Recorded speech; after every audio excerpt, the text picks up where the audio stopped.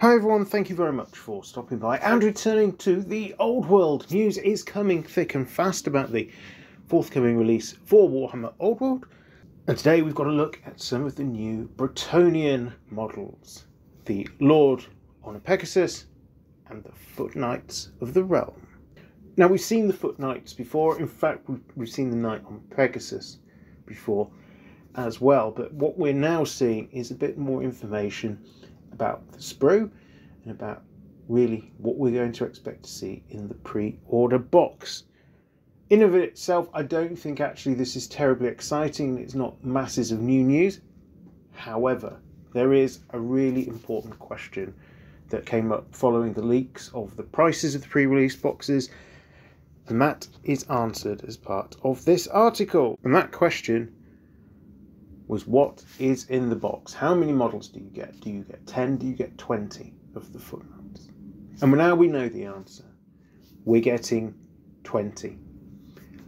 And we're also, as part of this, getting enough stuff to build commands for 2 units. So you can fill them as 2 units of 10 if you would like to, or put them together for a single unit of 20. Now, my best guess would be a unit of 20 is probably going to be the go-to option with this, if not bigger, depending on what the rules look like. And I know there's been leaks left, right and centre when it comes to all of this sort of thing.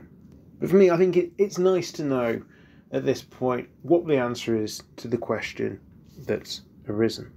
Now, looking at the picture of the completed models, my position on these, I think, really is largely unchanged from when we first saw them way back in 2023 and the release of the new, or rather a description of what was going to be released for the Bretonnians when we finally got to see the game being launched. And overall, they're all right. The models are a little bit fussy, but what really I don't like is the heads. They're just a little bit too outlandish. They're too ornate for me. Could you imagine as a human trying to wear a helmet with that much going on? Not to mention the fact it takes away the protective qualities of helping enemy shots be deflected from your head. The weapons are also absolutely gigantic. Could I see a Chaos Warrior armed with some of these things? Absolutely. A normal person, even a normal person that spent a lifetime in training, wielding these effectively in battle? Absolutely not. They are just far too big. But I think here Games Workshop it's a good example of the aesthetic taking preference over realism. We also see the Bretonnian Lord on Pegasus, so we know that this can be a model of many different ranks. It can also be a standard bearer. I still personally find that a little bit odd, why you would want the standard bearer on something on a flying mount. That takes it away from the core battle line, and I think you're going to want the battle standard bearer most likely in amongst the majority of your troops. Yes, you get mobility with the Pegasus, but depending on how Lookout Sir looks, it does seem to take away some of the protective ability of being able to hide them in a unit and have them protect a number of units around them with their buffs. But hey, I've not seen the rules yet. We'll see in just a couple of weeks' time how things pan out on that. Obviously, over the last few days, we've also seen information about what's going to be available on pre-release. There's obviously the boxes and books that we've seen commented on previously. The Grail Knights.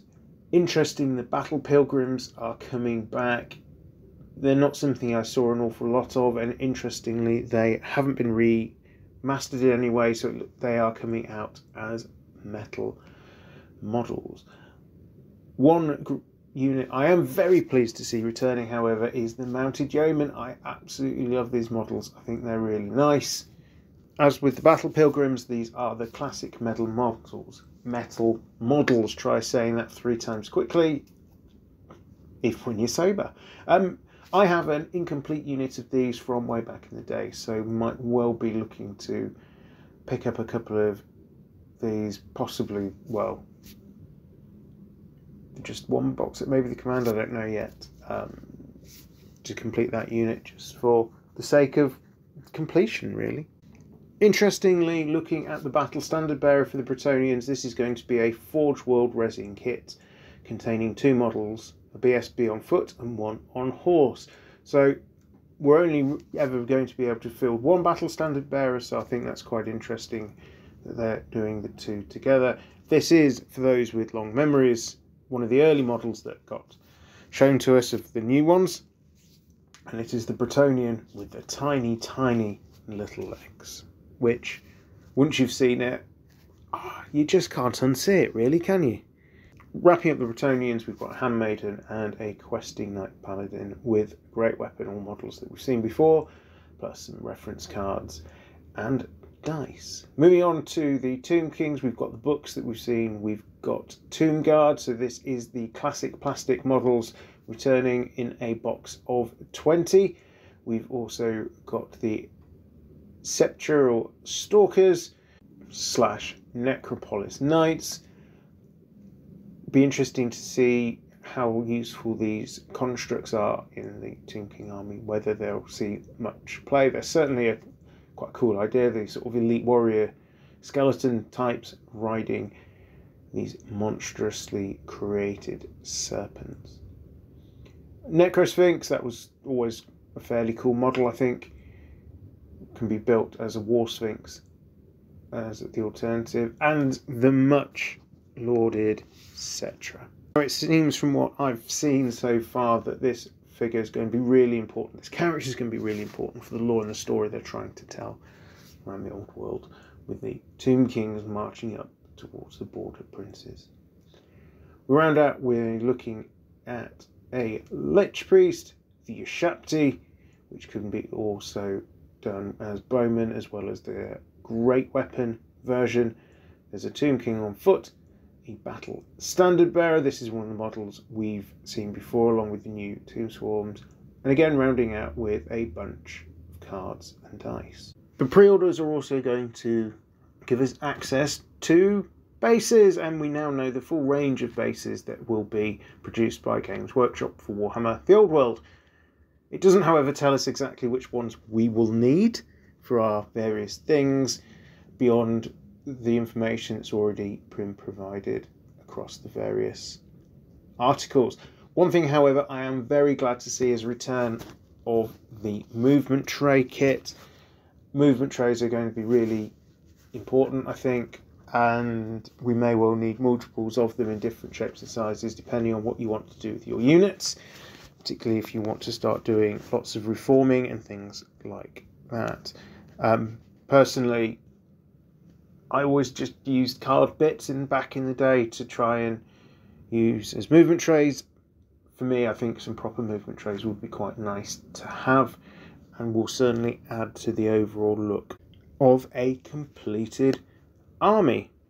It does seem on what looks like to be release day, 20th of January, Warhammer stores are going to be celebrating the release of the Old World and a return to the time that was the World of Legend, as they are now calling it.